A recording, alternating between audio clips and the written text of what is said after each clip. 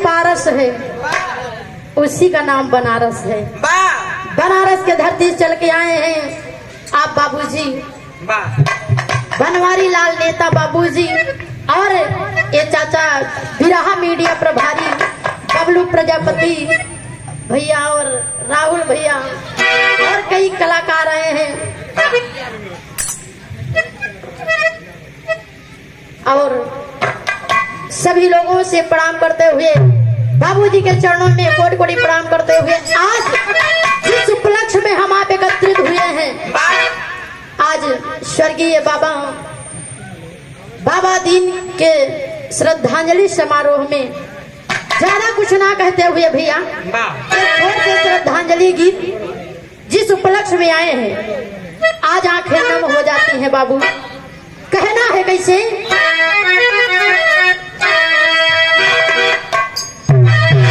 यह भी कराई बका सरंगिया वाले का,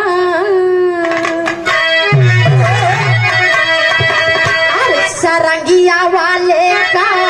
डेरावा, अरे सरंगिया वाले का डेरावा बताता है छोटकी।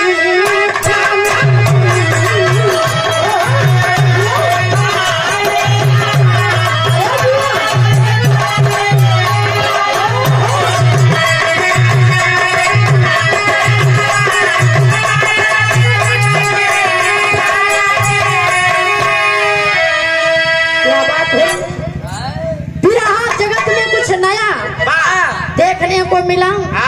ऐसा शायद कोई कलाकार न तो पैदा हुए हैं न तो हो सकते। हाँ क्या बात है गुलाटी जी, बहुत बढ़िया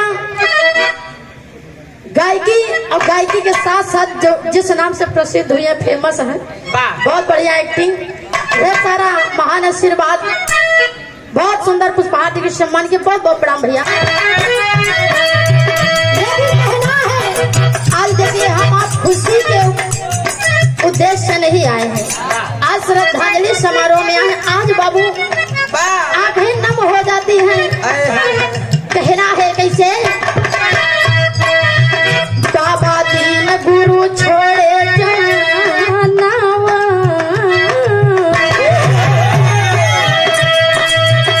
बाबा दीन गुरु छोड़े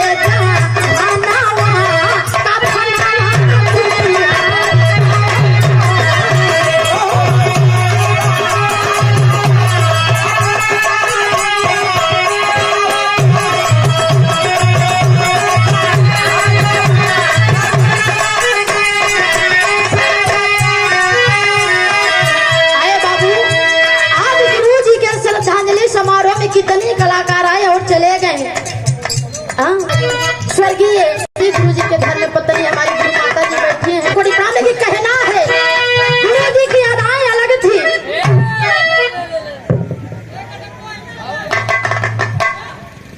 क्या बात है, आप राहुल यादव जी गाजीपुर की धरती से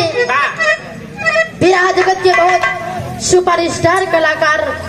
आप राहुल जी की तरफ से बड़ा ही सुंदर पुष्पहार 51 रुपए देकर सम्मान किए, बहुत बहुत प्रणाम।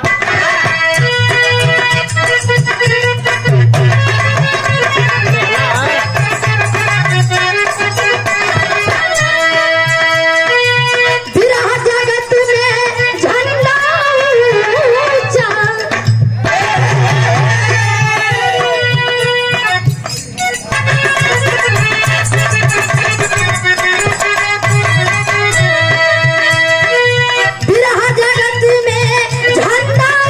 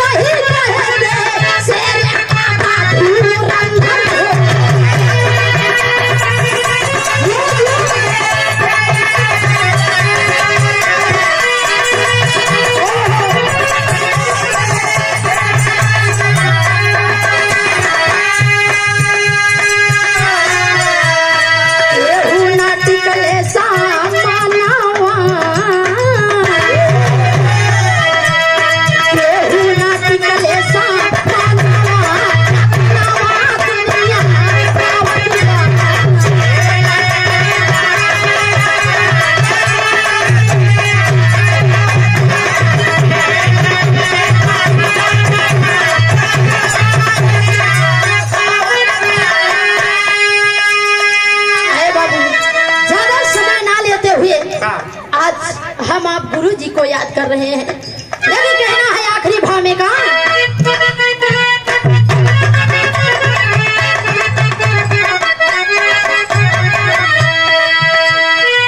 जहाँ की मिट्टी पारस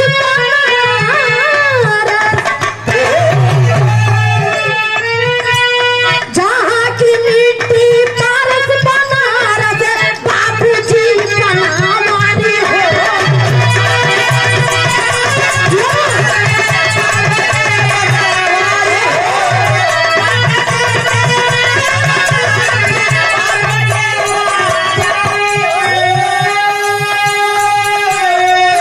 जहाँ की मिट्टी पारस बनारस हमारे बीच में बाबूजी बनवारी नेताजी बाबूजी आए। आज इस प्रयागराज के धरती पे हम आप धन्य हो गए। कहना है जहाँ की मिट्टी पारस बनारस बाबूजी बनावारी हो।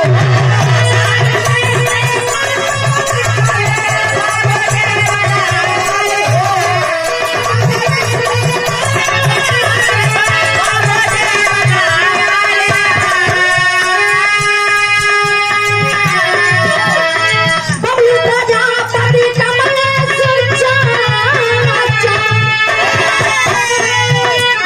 बबलू प्रजापति कमलेश चाचा बिरह मीडिया प्रभारी हो।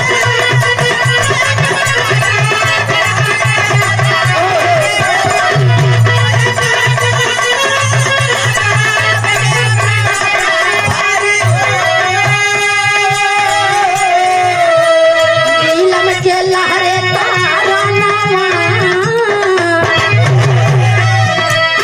नीलम के लहरे तारा नवा, नवा दुनिया बा।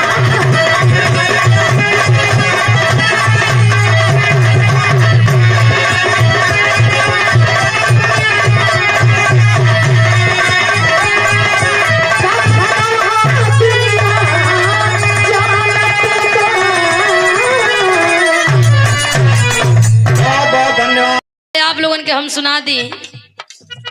बाकी ओकरे पहले मास्टर कुछ बजा रहल हो।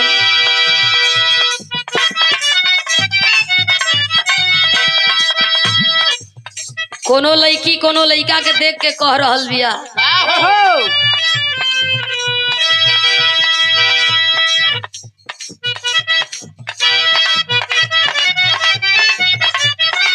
जमाना के डरे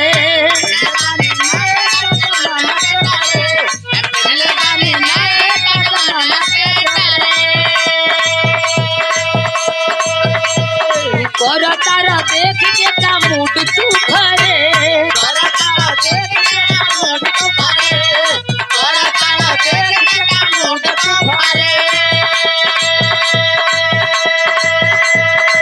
तब लइकवा कहे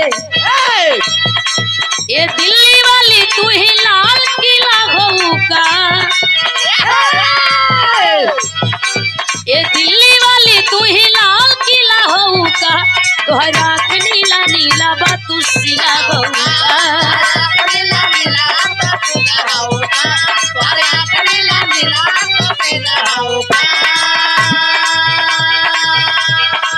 लड़किया कहे हम पहनले बानी नए का जमाना के डरे,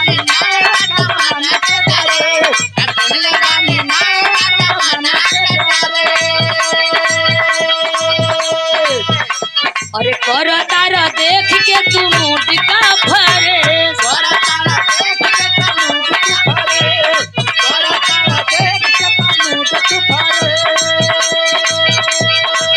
ए दिल्ली वाली तू ही लाल किला हो का,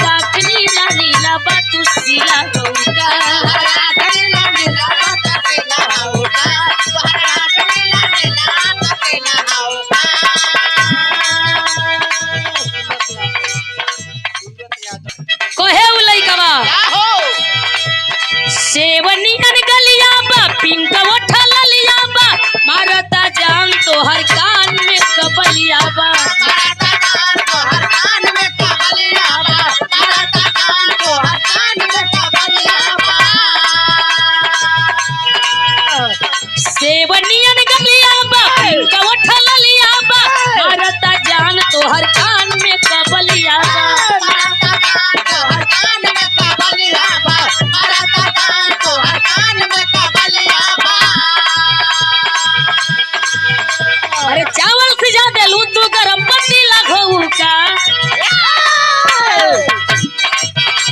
अरे चावल सिझम देलू तू गरम पतीला होऊ का तोहर आँख नीला नीला बा तू सीला होऊ का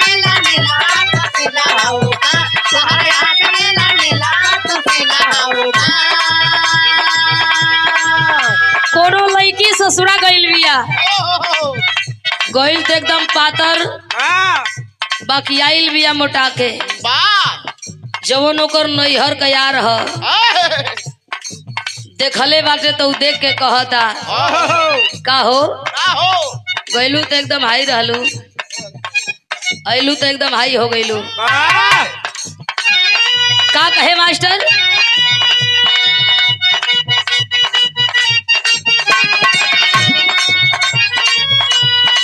पहले से गइलू चिकन आई सावर गोरिया सूरतिया सुघरी लागे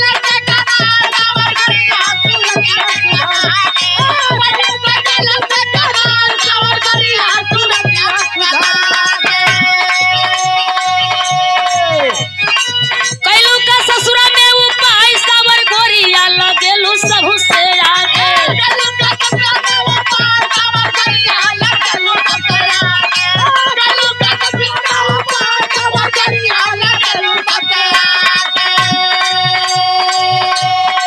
कौन लड़की कहतिया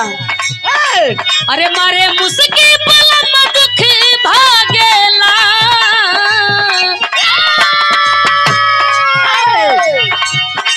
ओ मारे मुस्की पलम दुख भागेला तमोरा राजा के दू ताला पर डबल खिड़की हवा झुरु झुरु लागेला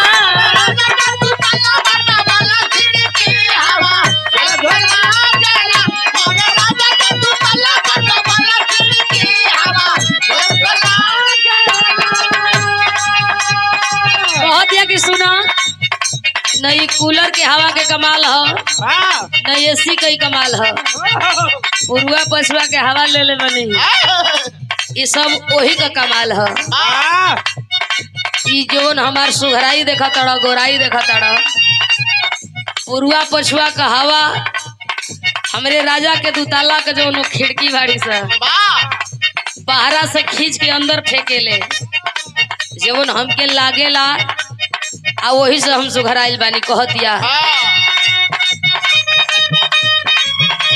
ओ मारे मुस्की पलम दुख भागेला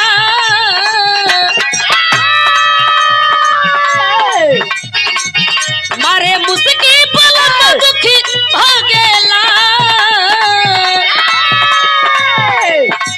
ओ मोरा राजा के दू ताला पर डबल खिड़की हवा झुरु झुरु लागेला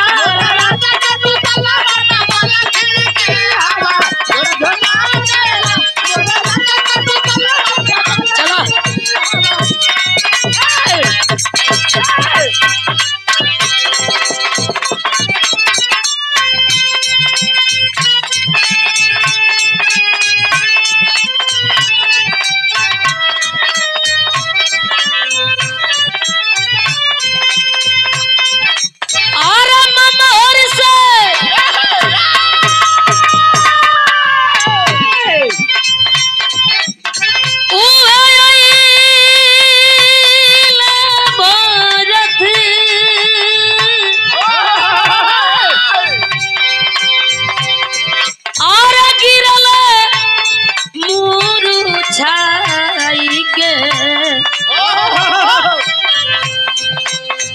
अयोध्या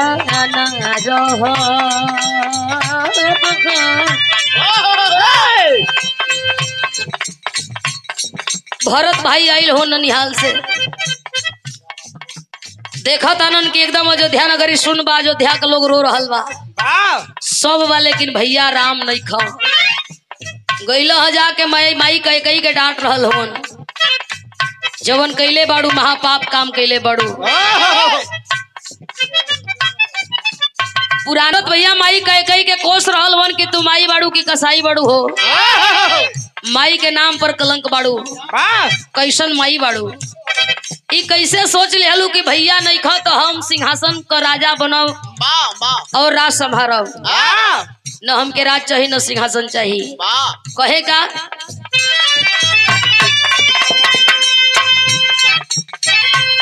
और ममर से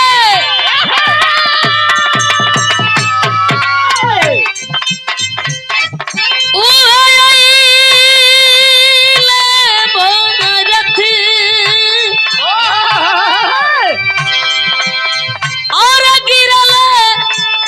मोर छाई के अयोध्या न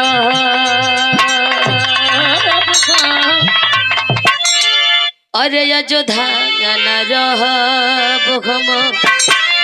इहे बिना घुराई के बिना घुराई के ओहो